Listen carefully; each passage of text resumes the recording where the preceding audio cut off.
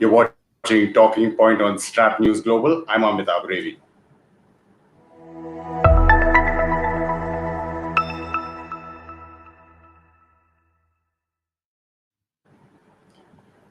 Well, joining us from Washington is Daniel Blumenthal, who's the Director of Asian Studies at the American Enterprise Institute. And his book, you can already pre-order it. He's the author of The China Nightmare, The Grand Ambitions of a Decaying State. Mr. Blumenthal, thank you so much for your time. Thank you for having me. Also from New York is Chen Pokong. He's a former leader of China's 1989 democracy movement, also a writer and political commentator, and the author of many, many books, including If China and the US Should Go to War and The End of China's Prosperity, The Curse of the Tiananmen Massacre. Mr. Chen, thank you for your time as well. Thank you for having me here. Mr. Blumenthal, just before I start, actually, I've been presuming that it's very obvious, but some viewers have been pointing this out. So let me say at the outset that when we are discussing China, we of course mean the CCP, the Chinese Communist Party, General Secretary Xi Jinping, and the system, not the Chinese people, language, or culture. But Mr. Blumenthal, now President Obama and your book releasing on the 17th of November, your Twitter timeline points out the many advantages that you have over his book. Right. Well, it's shorter, and it's about China. So, but yeah, it's very exciting. It's very exciting that it's coming out. I've worked on it for many years, and it looks at both the many weaknesses. The theme is basically that China, the CCP, will be frustrated by unmet ambitions, and that's a nightmare for us. So on a more serious note, then more famous counterpart who's releasing a book on the same day, as you are pointing out, Beijing's ambitions, grand strategic ambitions, well, they've seen little rest during the pandemic, your book continues to point out. But when we talk about the international aggressiveness, assertiveness when it comes to territorial claims, or even internal repression of fear within China, Mr. Blumenthal, would you say that in the current geopolitical context, has Beijing bitten off more than it can chew? I do believe so. Yes, I do. I think that they've overstretched themselves and overreached. So while they're much more powerful and much stronger than they were even 10 years ago, they are now trying to redo the world order itself, and the One Belt, One Road is stretching them. During the pandemic itself, with all the problems inside of China, they've been lashing out in South China Sea, around India, Taiwan, and I think, as Mr. Chen probably knows better than I think that there's backlash against Xi Jinping because of this overstretch. Mr. Chen, you, since I think 17 years old, have been involved in pro-democracy activism within China. By 1986, you were already leading the Shanghai division, which is the largest before Tiananmen happened. You've been jailed twice for over 5 years in China before you moved on to the US. But whether then or now, Mr. Chen, when I'm looking at, say, India-specific, Galwan, Ladakh, it's clear that one can't trust what China says and what it does. Mr. Chen? Never trust the CCP. In CCP's dictionary, there's no such thing, no real talk, negotiation, or dialogue. They just use as a tool, as a weapon, as a tactics. They just delay your time. They use the talk to buy the time. So they have a word said, talking and fighting, fighting and talking, using fighting to win the talking. So you can see this time in the at the China-India border. So the CCP uses this tactic again. So for the three directions, but fortunately they are defeated by Indian army. So I want to say is this, China threat, but it's rather to say CCP threat. But this time it's a Xi Jinping threat to India. Xi Jinping wants to win the power struggle in the party. He wants to show his military power. He wants to scare his political opponents in the party. So he wants to win a war, win a battle. So he wants to imitate Mao Zedong and he think Mao Zedong in 1962 has a war with India, and now the propaganda in China, Mao has a solid position because he has a military power. Because that time Mao made the China economy collapse, and China has a great famine. Yeah. So he has a struggle with the state president Liu Shaoqi. So Mao want to defeat Liu Shaoqi. He waged the war with India. So Xi Jinping want to repeat Mao's legend. So, but this time he failed. He lost faith in the party because he failed in three directions. Galawan and Pangacho Lake, and So he's the person. Now India must understand it's a Xi Jinping threat.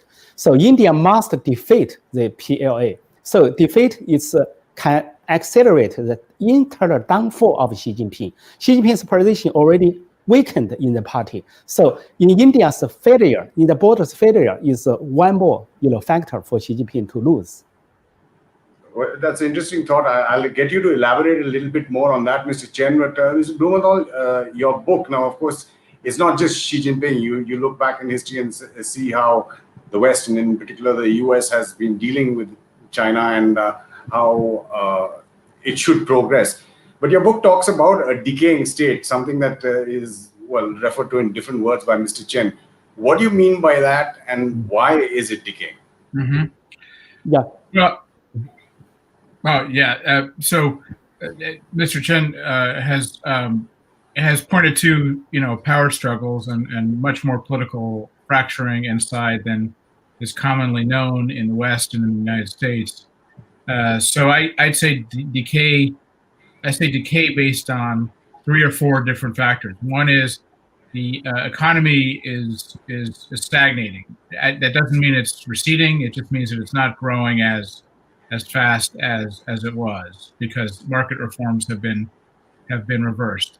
The second is huge demographic problems that the world has never seen before. So by 2030, the demographics of China will look like the demographics of Europe, but China is not rich enough to deal with all these elderly. The third piece of decay, I would say, is that Xi Jinping has attacked and destroyed even some of the let's say very gradualist reforms that Deng Xiaoping made, both in the economy as well as in to some extent in the political system. And so so he's trying to get the party cadre and party leaders he's trying to re-legitimize the party, essentially. But I don't believe that there's a great basis for legitimacy anymore. I believe that a lot of the elites inside China and so on don't believe in the system. It's operating based on coercion and operating based on corruption, but I don't think they really believe in the system. One basis of legitimacy, I think, that Xi Jinping is relying on is obviously this strident nationalism. But I don't. That could lead, of course, to all sorts of different outcomes. But I don't see that as a sustained base for legitimacy. Mr. Chen, I'm just going to take one of our viewer comments and then ask you to elaborate on that and your earlier thoughts. This is from Rock Lover. He is asking, or he or she is asking, that is Xi Jinping as popular as Mao Zedong among the Chinese masses, Mr. Chen? Xi Jinping pursued the position of Mao Zedong or Deng Xiaoping, but we can say after almost 8 years he's in power, but he actually failed because he the first 5 years in the first term he used power struggle. He used so-called anti-corruption to destroy the political opponents. At that time, he was relatively successful in power struggle.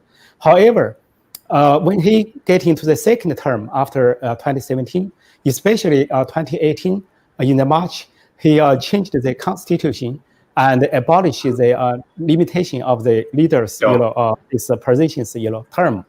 At that time, his fame and his power is going down all the time because he make angry in the party, most party members, most officials, even though they couldn't say it, but they were angry. Why are they angry? Because that's the only political reform result from Deng Xiaoping's era. So Xi Jinping wants to keep his position for long-term or even low limit. So part of the reason why he makes troubles with the neighboring countries and even India, because he wants to make some victory to prove he has enough power to stay in the position. No one can, be against him, and anyone, other fractions of the party should be scared and obey him. That's why he is eager to have this. However, he failed in all the way. He failed in Hong Kong. He ruined the Sino-US relation. He ruined the Hong Kong. So these two topics is top in the party. So the party always treat the Sino-US relation as a top priority. So the Chinese has a special, CCP has a special political structure. So retired leaders, they call political elders, they can still have influence for the politics because Xi Jinping's power and position from them, from that political elders. So now the majority of the political elders is against Xi Jinping. And also another fraction, they call the Communist Youth League fraction, like Premier Li Keqiang, and his part is against Xi Jinping. And also the main part of they call priestly or red elite, the main part against Xi Jinping. So Xi Jinping look like still powerful because he used his own man hold the key position, like the propaganda position or control media, control army, control police. Look like he's strong, but actually in the party, especially in the top level, he is going down. His power is declining. So now his words, and also U.S. law call him general secretary, means new Cold War. But Chinese party also called him this way. He prefer call him Chairman Xi. Chairman means President Xi. He want to copy Mao Zedong, Chairman Mao, but he failed.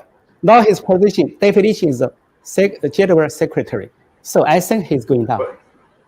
Well, that's an interesting point that you're bringing up. I want to take your take on that, Mr. Blumenthal, and just take a viewer comment or a question as well, which is related. Sandeep S. Asking, is the current trouble because of Xi's personal ambition, or was such aggression always part of the CCP's long-term plan? You can take that as well as any other comments that you want to make, especially Mr. Chen saying that the Chinese Communist Party itself is now referring to Xi Jinping as a general secretary.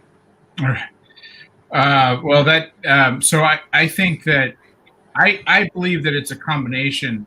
So I believe that Xi Jinping is a symptom of a problem. So I think that China started to become more aggressive and more assertive under Hu Jintao.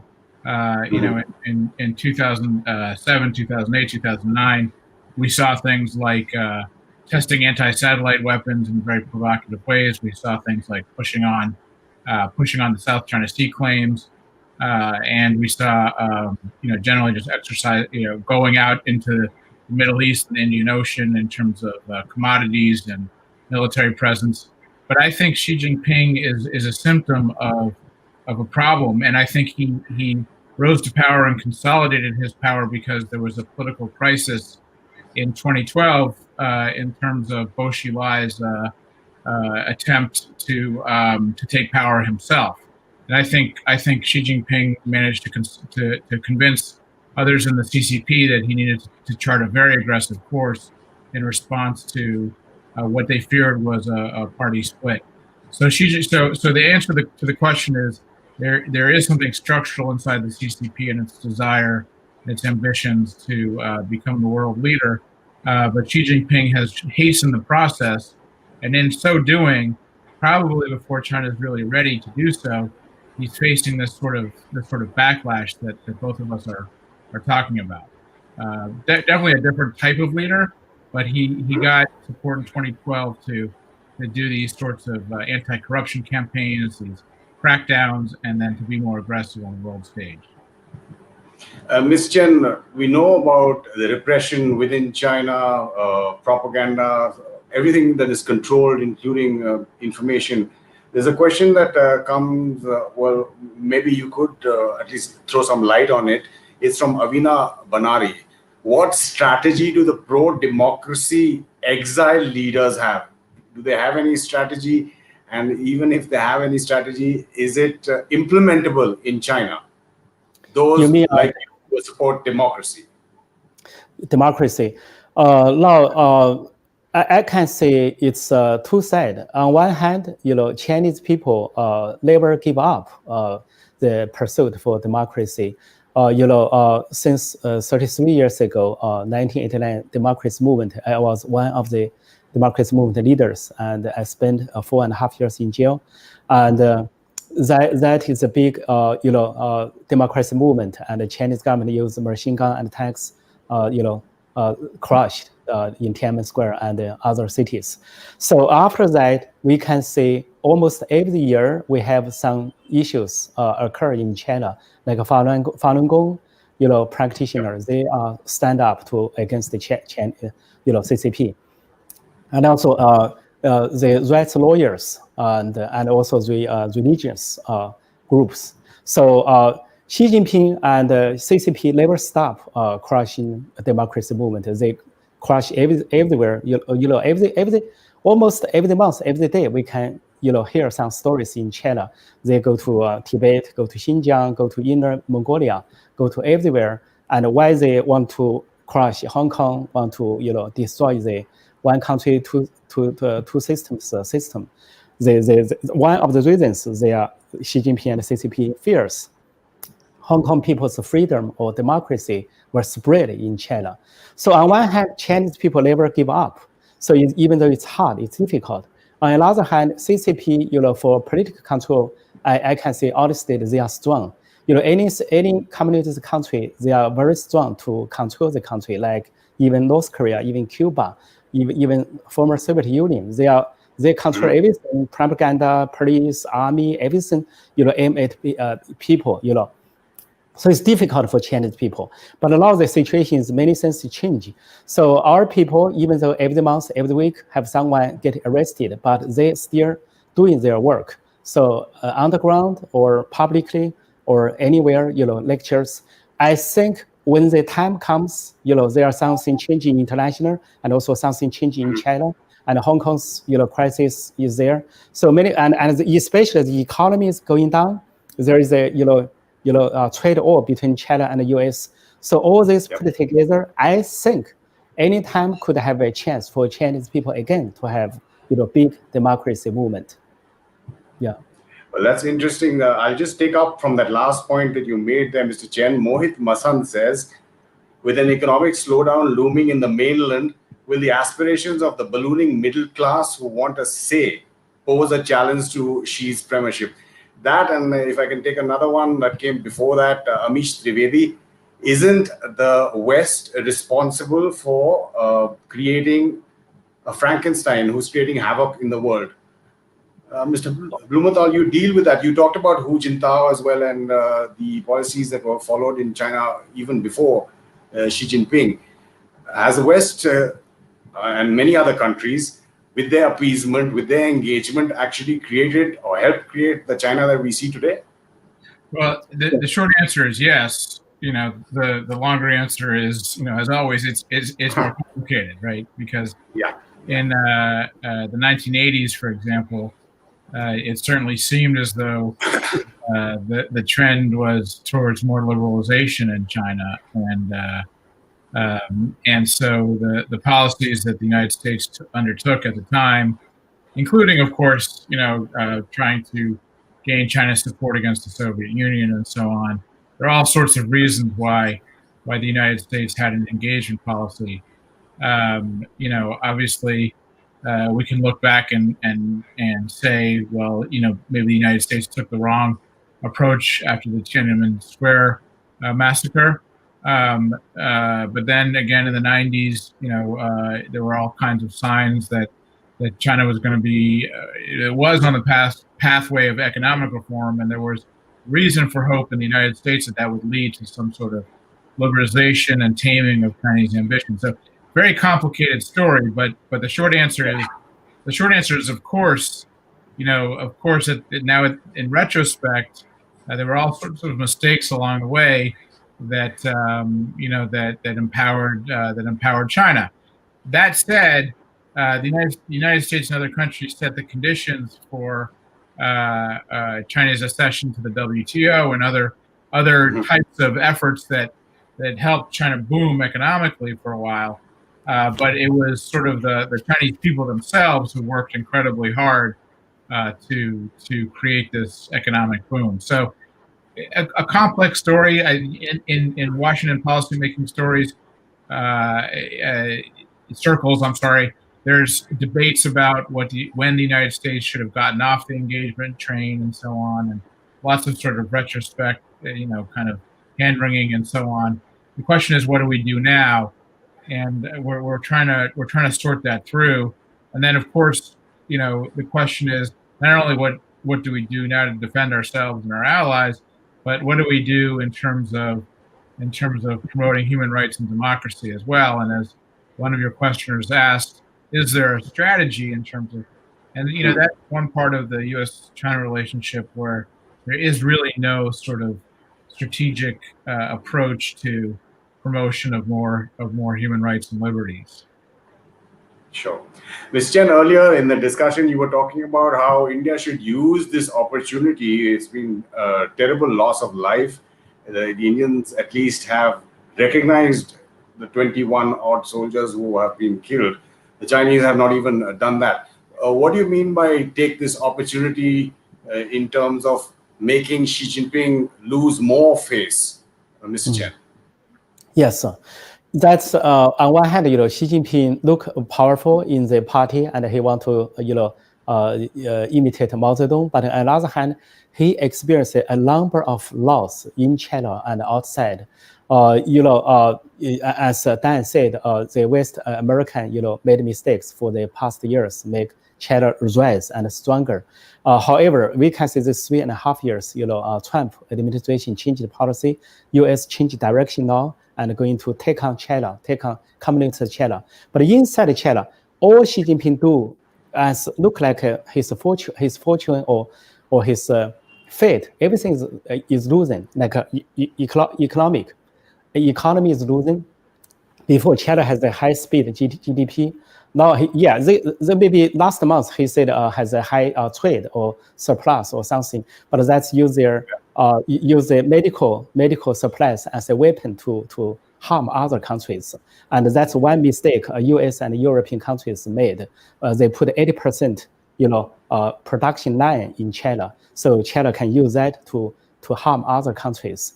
But the thing is, Xi Jinping lost not only economy, and also like the pandemic, coronavirus. I think China made it and concealed and spread it. That's could be, many evidence. I have no time to say here. And also, he lose like Xinjiang. He make camps to put into minority people into there. But now it's a big issue in the international. It's a new Nazi, violence, and he is going anywhere. Now he is go to Inner Mongolia. Feel like he has the crisis for the one-party rule and for his own power. So he has to attack. Mao Zedong before said, we must attack. If we stop attack, we lose our life of the regime. So Xi Jinping now must attack Chinese people, attack neighboring countries, attack the US or something. So they go to India. This time, they really kick to the iron, they kick to the ore, because Xi Jinping imagine India is easy to deal with. He think, in the South China Sea, US help, Southeast Asian countries, and in Taiwan Strait, Taiwan and the US has, help each other, and also for Japan, there is a security treaty. But Xi Jinping figured out there is no security treaty or agreement between India and the US. So he think maybe India is a weakness. He can go to India to make a war at the India-China border. So he eager to have a victory, have a battle win. Then he can, go back to say he has a qualification to be like another Mao Zedong, to stay in the power for long. So this time, India did a very good job. Indian army, very brave, very good. Indian army is different with 1962 law. It's enhanced. Even though overall the Chinese army is more and stronger than India. However, at the border of India and China, Indian army is stronger. Indian army is stronger and more equipment and more weapons. So this way, but India must be careful. The winter is coming. China is waiting for the winter. They think they have an advantage for logistic supply or support. But India this time is weak. So Chinese army PA is now waiting for the winter. So India must be careful. They use negotiation as a smoke. They may make a sudden attack to India again. So India must defeat them, then defeat Xi Jinping. Xi Jinping is the biggest threat, even bigger than CCP threat, even bigger than China's threat now. Mr. Blumenthal, just coming to you in terms of the pushback. Now, of course, the loudest noises and the actual implementation of, say, sanctions that are targeting individuals or companies, Chinese companies, is coming from the US. But there is this pushback across the world, seeing what's happening. So in relation to that, I'm just going to take a question from TV Sinha, who put this question in about, I think, 10 minutes back. Do the experts think that a coalition building against the CCP with formations like the Quad will be long-lasting? Mr. Blumenthal. Well, yes, I think they will be long-lasting because, I mean, it'll be in fits and starts, right? So, for example, in Japan, Prime Minister Abe Shinzo Abe was a key and critical leader behind these coalitions to push back against China. I think his successor will do the same, but he had this sort of vision of how to bring India and Australia, into this vision of large democracies that are going to create coalitions that push back against China. I think, so India is absolutely vital to a coalition to push back against China. I think and I think the Chinese, by overreaching like this and provoking India on a near constant basis, are making a very big strategic mistake.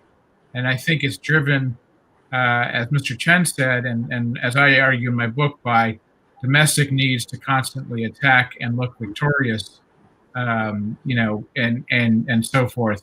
It's not based on cold calculated geopolitical calculations. This is an overreach, and it's driving India more and more into a sustained pushback coalition. India is so vital and important because it's so big and potentially strong, and the relationship with the United States and the military end has improved so drastically that what Xi Jinping is doing in creating an enemy and rival in India, I think, is very counterproductive to China's geopolitical strategy. It may work well for his political strategy in terms of having to look strong and victorious inside the CCP. So I think we're going to see more of this, and that's the sort of nightmare I'm talking about, which is China ambitions are unmet, and it's going to keep lashing out and creating these provocations and problems. Mr. Chen, just want to go back because many people will be very curious now. You were leading the pro-democracy movement from the South, from Shanghai, as a lecturer, I think, as a professor or a teacher in the late 1980s. Some of your students also went to Tiananmen during the protest. There's so much of the tank man and his legend. Do you have any real clue who he was and where he is? Because there's so many theories that have been going on for decades now. Okay. When I was in China, I joined and co-founded and leading two times democracy movement. The first is 1986, when I was a graduate student in Shanghai, Tongji University. I was the leader of 1986 democracy movement in Shanghai. That democracy movement spread to more than 12 cities, but Shanghai is the biggest. So that democracy movement was peacefully going down. No one get killed, but the tragedy is the better liberal General Secretary Hu Yaobang was purged by Deng Xiaoping and conservative, so that's a loss. Then in 1989, I was already an assistant professor in Sun Yat-sen University in Guangzhou. At there, I tried to spread democracy value and to students and to friends. So we organized and co-founded the movement there. But we didn't imagine suddenly Hu Yaobang, the former Secretary General, died suddenly April 15th, 1989. That make our plan, go in advance. Our plan is wait for May 4th to do the democracy movement, let's say anniversary. But anything happened suddenly happened because of Hu Yaobang's death. So so China, this country is sometimes is an unfortunate country because of the democracy start in advance, and also Hu Yaobang suddenly died. So China's democracy movement happened, before Soviet Union changed, before the East European countries changed. So that's a tragedy. When the then General Secretary Zhao Ziyang is a good person, liberal, figure, and he is not, stay solid in his position, and Deng Xiaoping is still holding the power. So that situation is in the party, the reform side, the liberal side, is in a weak position and lost finally. But in the students and people, we don't have weapons. We just have a peaceful demonstration. So Deng Xiaoping controlled the army. So finally, he used army to crush down the democracy movement. So many people got killed, and many of my friends, some of my friends or students are killed. And I was not in Beijing, I was in Guangzhou, because that democracy movement spread to 300 cities in China. It's the biggest, hugest democracy movement in the history. So I was in Guangzhou, and after they crushed down, I was wanted by the government. So I was put into jail for 2 times, 3 years and 1.5 years. After I was exiled to the US, we still continue our overseas democracy movement to support the democracy movement in China. We never give up. We have many organizations, many people are together, use different way, internet or any way to help people in China. So they say so I say China is, and Chinese people will not give up. This country just unfortunate. If something happened in Soviet Union early or East European countries early, China may, already a democracy country. So many things. Let me take your thought, in fact, and give last words to Mr. Blumenthal. Is it too far-fetched to visualize democracy in China, Mr. Blumenthal? Well, go ahead. I don't think it is too far-fetched, but let me answer that in two separate ways. There's the aspiration, moral aspiration that obviously a free and democratic China would change the world, and it certainly wouldn't. It would make the world more peaceful, more stable, more free. And so there's moral aspirations and so forth. In terms of practical policy and strategy, how does one get there? I think we have a lot of work to do in the United States and other Western countries, as well as the Chinese democracy movement. Very difficult process to think about. But I would also say something else in terms of the practical piece of this, which is it is very plausible that Xi Jinping does not, that there is a political crisis in China of some sort. And based on what Mr. Chen is saying, based on some of my analysis and so on, and the United States and the West has to be ready for that possible outcome, that there's some kind of CCP crisis, and it can go in very different directions. It could, for example, go in a much more illiberal direction. If you look at what China has done to destroy civil society and any dissent. So, who would come up and organize if the CCP faltered in some ways? But it could obviously go in a liberal direction as well. But the West and the United States has got to think more clearly about what would happen in a plausible scenario where Xi Jinping causes a real political crisis in China. What are the various outcomes, and how can we shape them? Incredibly important questions. We're very bad at doing so, at predicting these kinds of political crises and planning for them, but we have to get better at it. Quick last comments, Mr. Chen. Oh, I want to say now the U.S. has a right direction. They target Xi Jinping himself, and according to Trump's administration's policy, like the published documents or the talk of the city officials, vice president or the state secretary, so they made it very clear, and they implied to the CCP must change a person, you change the super leader, because now one party blocked China, and one person blocked the one party's reform, any reform. So Xi Jinping is the key target for the U.S. and for many other countries and for our democracy movement. So, and the thing is, inside the party, more and more members, more and more party members, more and more officials turn against Xi Jinping. Now, a few people, fled to America, and they said 70% in the party members and officials are against Xi Jinping. They just don't know how to pull him down. They try very hard to pull him down because this person is really an art factor in the history. The history should go more, more open. China should go more open, more, involved with the civilized world. But he put this country back, put the party back, want to go back to the Cultural Revolution or Mao's era. That's very bad. So that's why India and other countries also have this problem. And India maybe just try to understand the military situation or CCP situation, China situation. But India should go more. They must know this is a Xi Jinping personal problem. His is a personal problem. So we must resolve this problem. Same thing for our democracy movement. Chen Pokong, thank you so much for your insight and experience in giving us your time from New York.